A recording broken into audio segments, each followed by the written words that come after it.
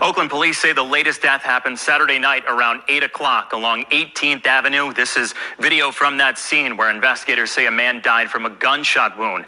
Hours earlier, another man died in a shooting. This was all following a sideshow where up to 600 cars took over the streets and clogged the intersection of 42nd Avenue and 880. KRON 4's Taylor Bisacki has the story. A dangerous weekend in Oakland that turned deadly. Cell phone video captured hundreds of cars and participants at a sideshow near 42nd Avenue and I-880. Oakland police say they responded to the sideshow before 3 a.m. Saturday morning. About 600 cars were involved, blocking traffic and making it more difficult for police to access the area. When they arrived, OPD says they found a victim suffering from massive trauma and an apparent gunshot wound. Officers say he later died at the hospital. Too often, when we talk to folks who participate in these sideshows, they say, hey, it's just, kids having fun. Unfortunately, it's not just kids having fun when you end up losing lives in the process, when gun violence erupts afterwards. And we need to put an end to this, I will say, reckless activity that puts people's lives in danger. City Council member Lauren Taylor represents District 6 in Oakland.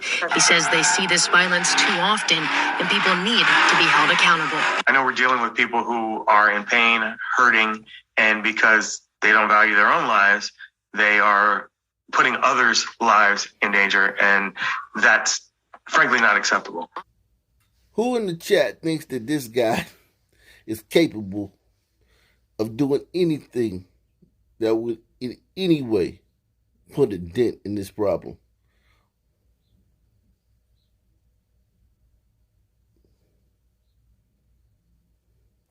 When I saw this guy, I know it's wrong and it shouldn't be that way.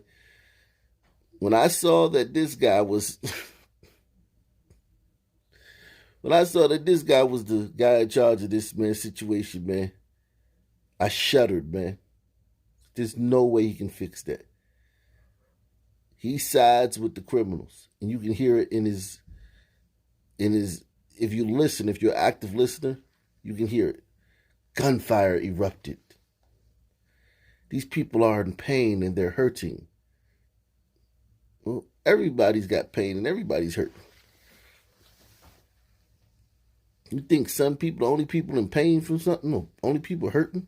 Only people that grew up in poverty, the only people that, well, no, they are the only people that live in neighborhoods like that, with violence like that.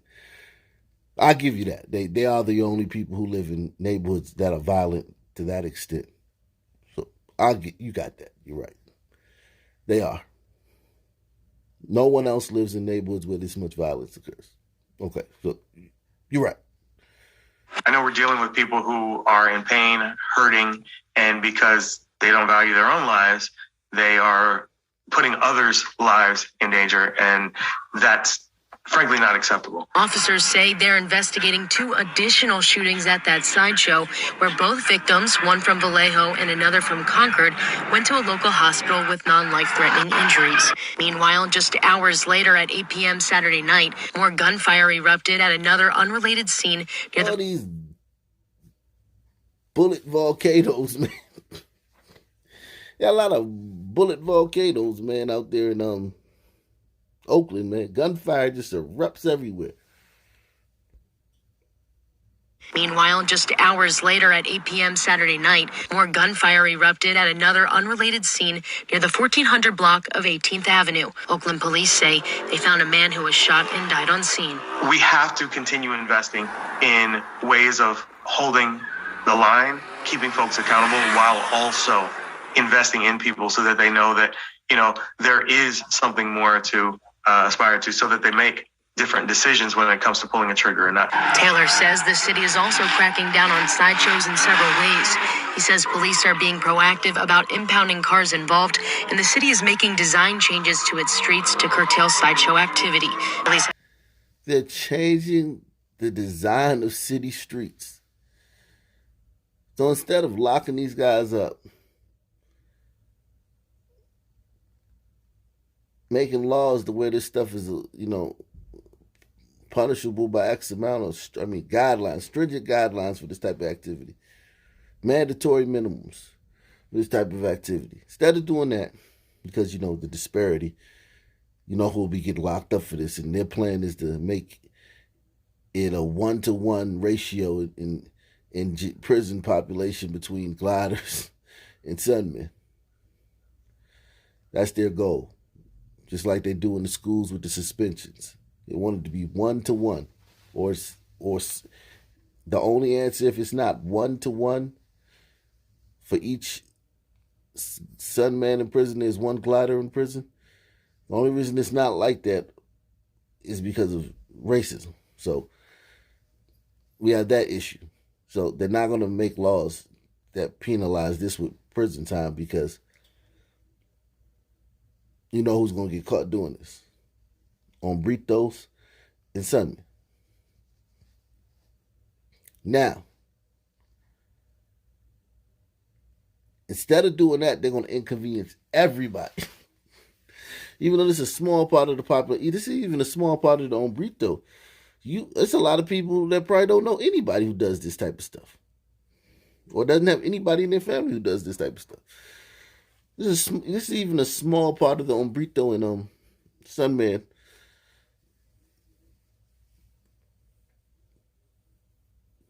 Small part of that group.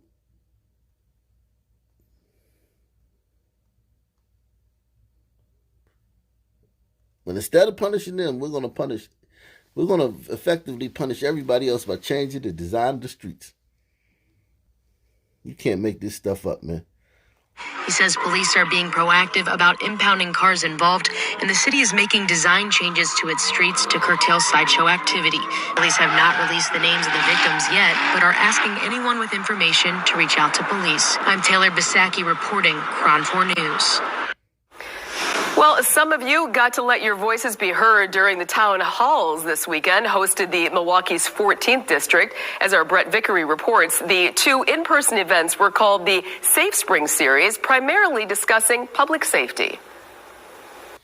14th District Alderwoman Marina Dmitrievich is taking advantage of the lowered COVID restrictions, inviting residents to present their concerns in person.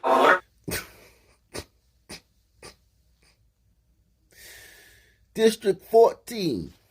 Well, we know the demographic of District 14, man. Now, I'm sure there's some Sun people there, but in one thing, too, I will give you this. You cannot tell.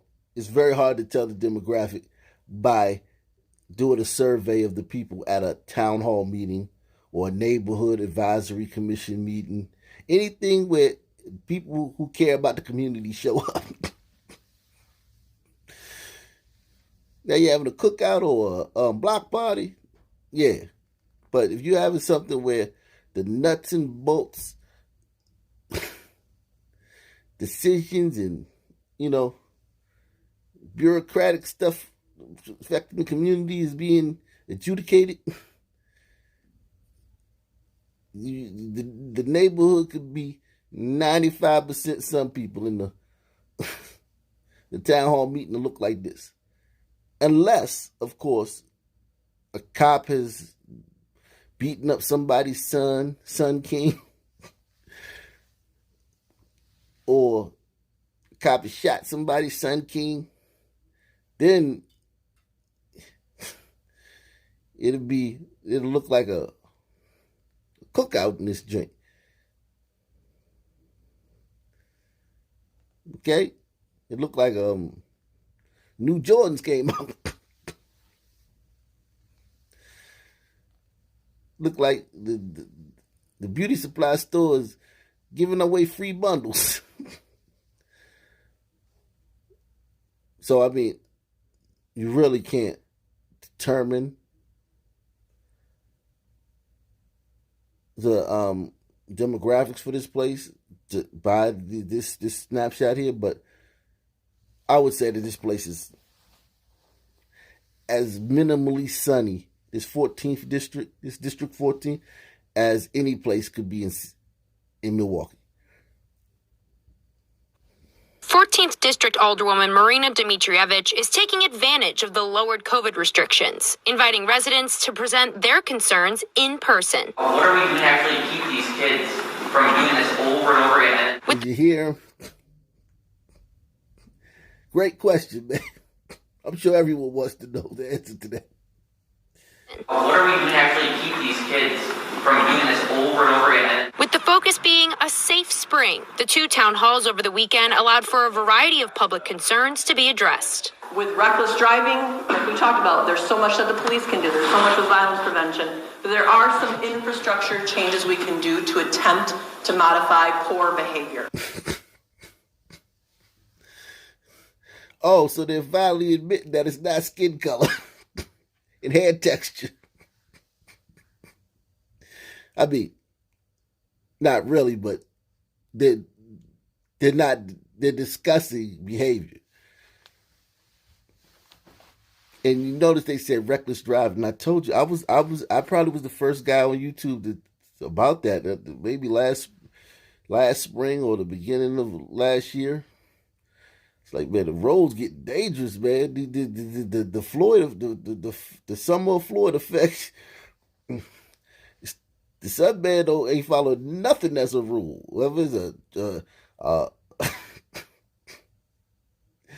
I don't care what it is, man. No diving in the pool, in the in the shallow end.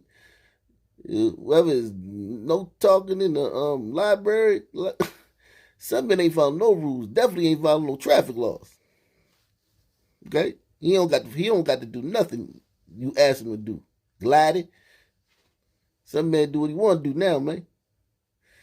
And therefore, the roads are dangerous, man. And these gliders, they know that, man. They on the road like, what the heck?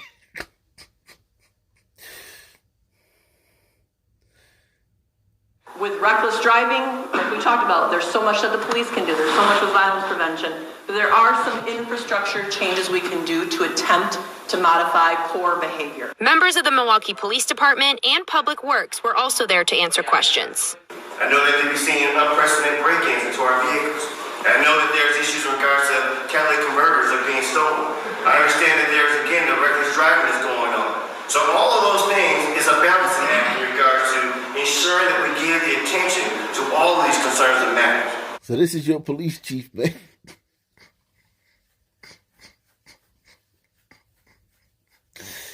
Who thinks this guy's capable, man, of fixing this, man? Listen, I will give the police, these Sun police chiefs this, man. They are making the arrest. Sun police chiefs will lock you up, man. Now, is it just a... We got to find out who the DA is, man. And we know this is a Democratic stronghold, so... But I will give some police chiefs this, man. They will arrest you. Now, they don't have anything to do with what happens after that.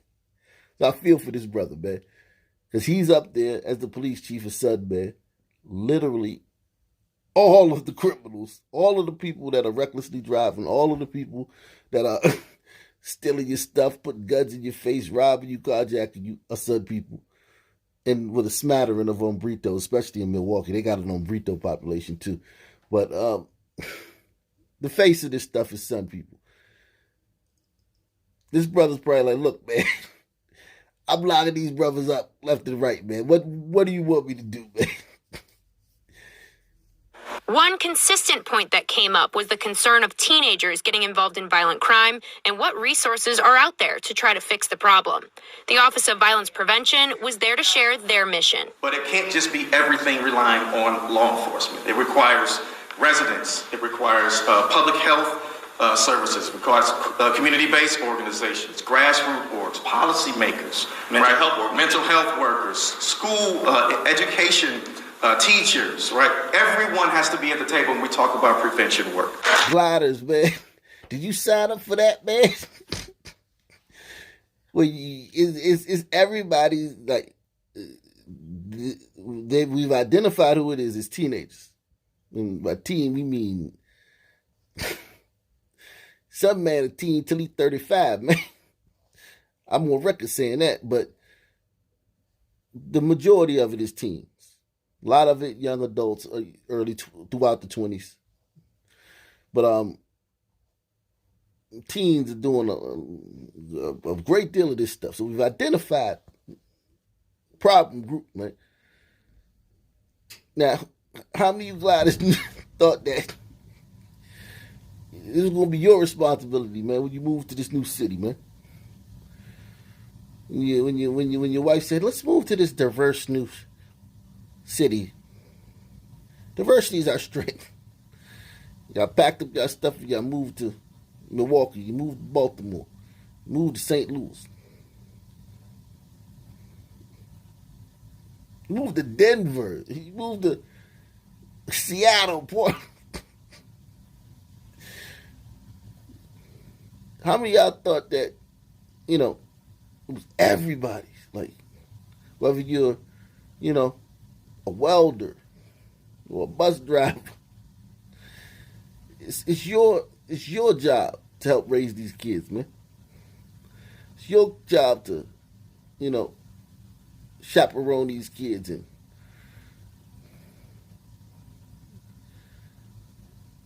this is all everybody's got to do something. The parents don't. This guy didn't mention parents one time. He didn't mention parent one time. And you notice he has on a shirt that says protect her. Why do you think he got on a shirt called protect her? Don't answer that. You already know. Because Sun women are getting killed in Milwaukee like it's going out of style. It's almost like it's a contest, like it's a bounty on Sun women in Milwaukee. That's why this guy's wearing that shirt that says protect her. But it can't just be everything relying on law enforcement. It requires residents. It requires public health services. It requires community-based organizations, grassroots boards, policymakers, mental health workers, school education teachers, right? Everyone has to be at the table when we talk about prevention work. After a successful weekend, Dmitrievich hopes to host more town halls like this in the future in order to give the public the opportunity to voice their concerns about safety in their community. Reporting in Milwaukee, Brett Vickery, Fox 6 News. Brett, thank you. Well, theft of catalytic converters is on the rise in Washington and around the country. A new bill now on Governor Jay Inslee's desk would make it harder to sell the stolen part. Vanessa Perez spoke to one Spokane couple who says they were victimized just nights ago. Ken and Dina started up their car a few mornings ago and noticed that something didn't sound right. That's when they went to go check and noticed that their catalytic converter was missing. This neighborhood has just gotten crazy. Ken and Dina moved from Eugene, Oregon to Spokane during the pandemic. They moved from Oregon to Spokane during the pandemic. Why'd they move from Oregon, man? And why is he saying this neighborhood's getting crazy, man? What could be making this neighborhood get crazy? This neighborhood has just gotten crazy. Ken and Dina moved from Eugene, Oregon to Spokane during the pandemic. They claim they've been hit by thieves 3 times since they've lived in Brown's Addition. Brown's Addition? Can't make this stuff up. Since they've lived in Brown's Addition. The 3rd time happened just nights ago. The next morning, my wife went to go to work, and our car sounded like a race car. And we looked underneath, and the catalytic converter was cut off. The lack of lighting on the street doesn't help either. That's the closest street light there, and then that's the closest one over there. So there's the tools that they use to cut off our catalytic converter right there. Now they say this incident is the last straw. Who cuts off your catalytic converter and just leaves the tools right there? Just trash on the ground. Who does that? Anybody? Chat? Anybody? Make sure y'all hit that like button. I mean, very important that you hit the like button. Very important that y'all also take the Cash App, hit the PayPal, Super Chat, all that stuff, man. You can Super Chat during premieres. Don't be shy. Super Chat during the premiere, man. Who does this? Or just leave the tools on the ground. Not worried about fingerprints, evidence. Not worried about this. Like, the tools, man. Don't you want to do it again? Like, who does that? That's the closest street light there, and then that's the closest one over there. So there's the tools that they use to cut off our catalytic converter right there. Now they say this incident is the last straw. We're in the process of moving now. Yeah, I have it loaded in my car. They're packing their bags to move to Nebraska. They're also in the Oh, you're moving to Nebraska, man. Moving to Nebraska? Well, funny things happened in Nebraska since the last time you were there, probably. Man, the heat wave that came through Nebraska, man. I think you're going to be a little shocked and surprised when you get to Nebraska, man. Process of moving now. Yeah, I have it loaded in my car. They're packing their bags to move to Nebraska. They're also in the process of getting their catalytic converter replaced. He says it'll cost them over $300. We were talking to the muffler guy that we took the place to, Docs, and he said that he did 7 U-Hauls in one day last week, and that he does at least 2 or 3 a day. Now, and why you can sell junk car parts without a license. I would assume that you would have to have a business license of some sort to sell something like that. the bill would also implement a new theft work group. The group would give recommendations and options related to reducing the crime. The bill is currently on Governor Jay Inslee's desk and waiting for his signature. Victims are hoping this will stop thieves so they don't have to deal with the inconvenience. Reporting in Spokane, Vanessa Perez, 4 News Now.